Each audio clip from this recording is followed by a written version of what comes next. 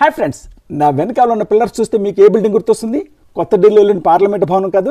కానీ నేను ప్రస్తుతం క్వారీ మార్కెట్ సెంటర్ రాజమహేంద్రవరంలో ఉన్నాను. లెఫ్ట్ సైడ్కి వెళ్తే రాజమహేంద్రవరం ఊర్లోకి వెళ్తుంది. ఇటువైపు మధురపూడి ఎయిర్పోర్ట్ మీదుగా కోరుకొండ, భద్రాచలం, మారేడుమిల్లి చేరుకుంటాము. ఇటువైపు చూసినట్లయితే ఇది కాతేరు మీదుగా మల్లయ్యపేట, తిరుమల కాలేజీకి వెళ్తాము.